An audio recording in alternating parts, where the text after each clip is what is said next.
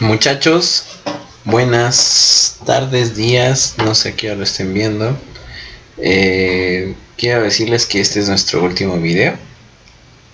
Se nos terminó el curso, muchachos, y este es el último video. Y me hubiera encantado terminar con una buena historia, pero la verdad es que no. No es una buena historia. Es una historia que incluso ha marcado al país para mal. En muchos casos es una historia que dura mucho tiempo bajo la misma base y es complicado, que incluso no pretendo, mi objetivo no es que ustedes entiendan todo lo que vamos a hablar ahorita a grandes rasgos, sino que se queden con las bases de lo que significó estos últimos años en la historia de México. El tema es México tecnócrata. ¿Qué es la tecnocracia, chicos? Por ahí arriba también decía dinosaurios.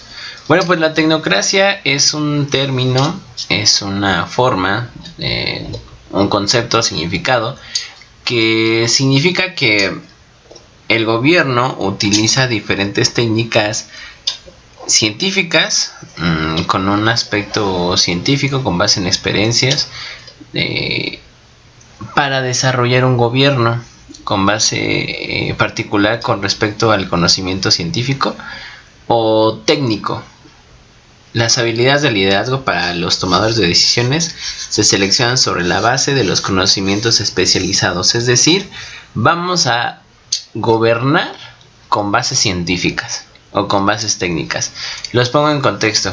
En este periodo de la historia estamos hablando de 1985 en adelante. En el mundo comenzó a hacerse bases teóricas de cómo funcionaba la sociedad, la economía, la cultura y cómo debería de funcionar la política.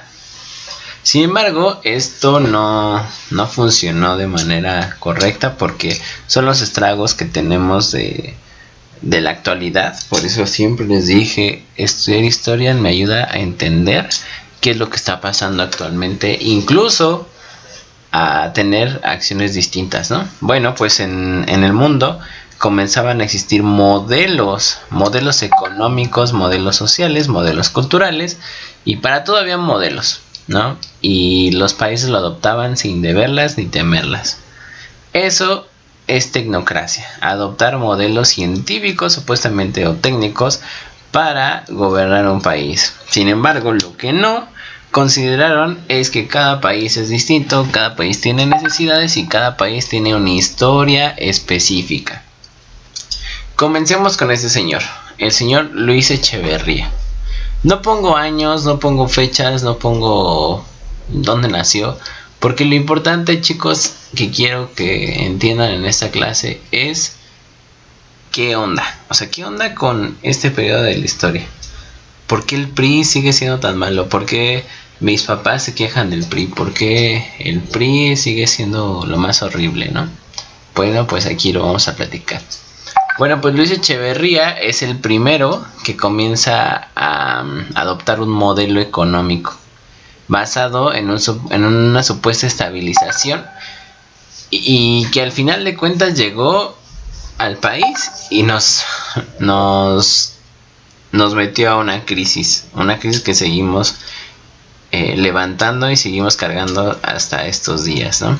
Es lo malo de los gobiernos tecnócratas, que se sienten como muy fregones, adoptan modelos de Francia, Inglaterra, Gran Bretaña, Estados Unidos, pero no funcionan. No funcionan porque las necesidades del país son diferentes. Echeverría mantuvo una política que era de mano dura, no dejaba que existiera una oposición. A eso se le llamó una guerra sucia, que era una guerra en contra de los movimientos armados clandestinos. También mantuvo una política exterior que se caracterizó por estar que tuvo una autonomía frente a Estados Unidos. Al término de su gobierno fue designado representante de México en la embajada de Australia también. Después llegó este señor José López Portillo. Ojo, todos, excepto el último que vamos a ver hoy, pertenecen al Partido Revolucionario Institucional, o sea, el PRI, ¿vale? Ya que tenemos un modelo económico, sí seguimos teniendo conflictos igual que la Revolución Mexicana. Existe una desigualdad económica impresionante. Ajá. Ya cuando se establece el modelo económico, de repente si eras pobre te haces mucho más pobre, ¿sí? Y los que eran medianamente acomodados, pues ahora que creen, se hacen ricos. Ese es el problema de los modelos, que no es parejo para todos los que viven en un país. Bueno, pues Luis Echeverría fue el comisionado federal de electricidad y desde ahí saltó la presidencia. Se descubrieron de muchas reservas petroleras durante su mandato y presentó una oportunidad real de garantizar el desarrollo y crecimiento. Sin embargo, se iniciaron costosas obras públicas, aumentó el aparato burocrático y se recurrió al endeudamiento. A pesar de que durante este sexenio se encontró petróleo que podía ayudar al país, pues no. Lo que se hizo fue endeudar más al país y de por sí ya teníamos una crisis económica, ¿no? Los precios del petróleo cayeron en lugar de levantarse y eso siguió arrastrando la economía de nuestro país. Miguel de la Madrid, otro personaje. Es un personaje medio gris porque no se ha escuchado mucho, sin embargo, con él se llevaron a cabo reformas que favorecían a la apertura económica y con él comenzó la idea de la privatización de empresas. ¿Por qué es tan importante que tengan muy en cuenta que los gobiernos tecnócratas inmediatamente merecen o acuñan a la idea de la privatización? ¿Sí? Para quitarle peso al sector público. Y es decir, si tú eras burgués o tenías mayor poder adquisitivo, podías comprar una empresa y hacerte mucho más rico. ¿Y qué creen? Pues los de abajo seguimos cargando esa cruz desde la revolución, desde la independencia, desde siempre, ¿no? Tuvo que hacer frente a la crisis y provocó un terremoto ocurrido el 19 de septiembre, ¿no? En 1985, si se acuerdan de ese terremoto, si de por sí ya México estaba jodido, pues con este terremoto se vino más abajo, ¿no? Tuvo que encarar una oposición de partidos existentes. Ya había gente que se rebelaba en contra del PRI. ¿Sí? Entonces Miguel de la Madrid es gris porque pues le llovía por todos lados, ¿no? Y así se fue arrastrando hasta que llegó un señor. Este señor es sumamente importante en la historia de México porque no sé si compararlo con Plutarco Elías Calles, no sé si compararlo con Porfirio, no, pero bueno, es un personaje muy importante, es el señor Pelón, Carlos Salinas de Gortari, un señor sumamente inteligente, egresado de Harvard con muchísimas especialidades en economía, maestro de todos lados, tenía, como les digo, había estudiado en Harvard y pues era buenísimo, ¿no? Cuando fue el mandato de Miguel de la Madrid hubo otros partidos. Iba a la cabeza el nieto de Lázaro Cárdenas, el Tata, ¿se acuerdan? Cuauhtémoc Cárdenas. Sin embargo, ya comenzaba a existir la corrupción desde esos años. Y con el PRI es como el maestro de la corrupción, el maestro de todas las obras siniestras que ha existido en nuestro país, ¿no? Entonces, pues este señor movió por ahí los resultados de las elecciones para que no se quedara Cuauhtémoc Cárdenas. Cuauhtémoc Cárdenas, les vuelvo a repetir, hijo del señor Lázaro Cárdenas, ¿sí? Carlos Salinas de Gortari se queda con la presidencia, habiendo truqueando esto, hubo urnas que no se contaron, se quemaron, fue un desastre. El chiste que Carlos Salinas se quedó con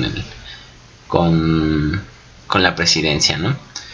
Sin embargo, déjenme decirles que fue muy astuto porque durante su estancia se profundizaron cambios económicos y entre ellos la privatización y la apertura comercial fueron como las rutas que él adoptó, ya que existía una crisis impresionante en el país, de verdad impresionante, ¿sí? Entonces se privatizan todas las empresas posibles del mundo. Empresas de aviación, empresas de telecomunicación, empresas de energía, muchas, ¿no? Por ahí salen los nombres de Carlos Slim, ¿sí? Entonces es algo importante. Lo que tiene Carlos Salinas de Gortari es que él es el máximo que se dedica a la privatización.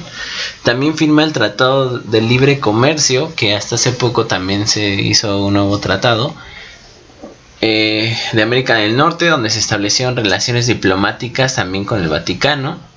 Pero también esto estalló el movimiento de el EZLN. ¿Qué es el EZLN? Es algo muy interesante. Es una revolución que existió durante el 94, obviamente con características más más bajas, como fue la revolución, pero pues es gente que es del sureste del país y que se rebela en contra de todas estas políticas que se empiezan a construir. Carlos Salinas de Gortari empieza a regalar dinero a los bancos y comienza a decirle a la gente que no hay crisis, y a esto se le llama la inflación. Comienza a darle dinero a la gente, dinero que no tienen, y es cuando llega el señor Ernesto Zedillo. Para eso existió por ahí un personaje muy interesante que es Luis Donaldo Colosio. Se dio cuenta de todas las cosas raras que tenía su partido y él supuestamente venía con unas ideas nuevas, pero ¿qué creen? Que me lo matan en plenas elecciones. Y según nadie se dio cuenta, nadie sabía quién había matado, pero pues por lógica todos entendían que el más corruptote de todos pues era Gortari, ¿no? Entonces queda este señor antecesor, Ernesto Zedillo. Para eso les estoy haciendo un resumen muy burdo, muy silvestre de todo esto, pero es una historia muy interesante y muy densa, ¿sí? Donde intervienen temas como narcotráfico, donde intervienen temas como gobiernos corruptos, donde intervienen temas como medios de comunicación. Entonces es un tema bastante denso, ¿no? Empresas. Bueno, se queda Ernesto Zedillo y inicia un mandato haciendo frente a la crisis económica. ¿Por qué? Porque la inflación, lo que hizo el señor Gortari, no estuvo bien. No estuvo bien que comenzara a decir que no había crisis y empezaba a regalarle dinero y dar créditos a las personas, porque ni siquiera México tenía dinero, ¿sí? Entonces comienza a hacer esta inflación y logró ganar también por primera vez gobernaturas de varios estados y convertirse en mayoría en el Congreso. Asimismo favoreció unas elecciones competidas en el año 2000, es decir, después de Ernesto Zedillo, México ya no vuelve a ser el mismo, ya no vuelve a creer. ¿Por qué? Porque ya hay mucho narcotráfico, hay muchas muertes, hay mucha injusticia. El movimiento Zapatista de Liberación Nacional también sigue luchando y pues ya se están dando cuenta que la corrupción está de aquellas. Entonces empiezan a creer en un personaje que según viene a cambiar todo el panorama y viene en nombre del PAN, Partido de Acción Nacional. Y lo que pasa es de que no pasa mucho, ¿no? O sea, la verdad es que no ocurre mucho, solamente es interesante porque cambia de partido, pero sigue siendo la misma gata, pero revolcada.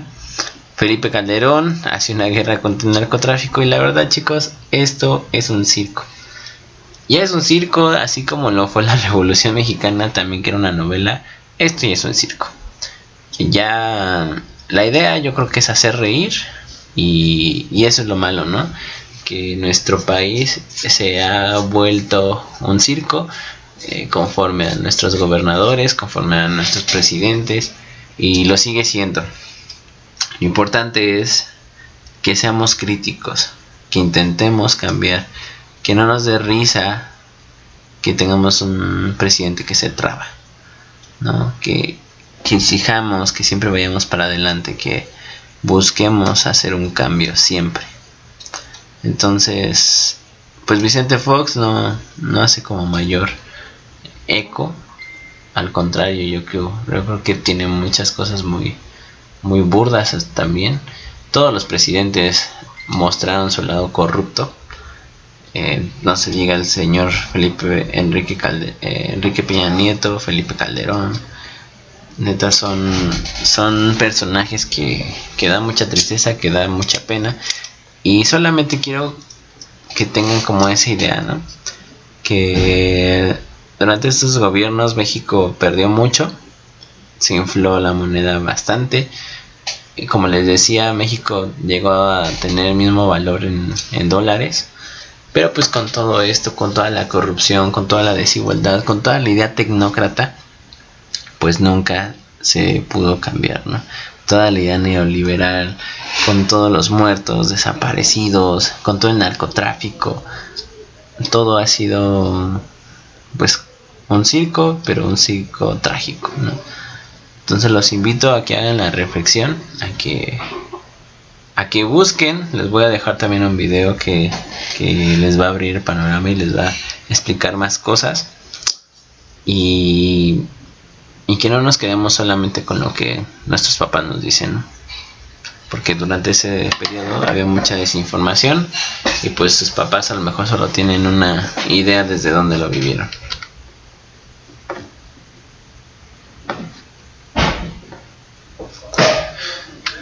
Chicos, fue triste terminar así, ya que pues yo me divertí durante todo este periodo, pero nos vemos, cuídense mucho y mucho éxito.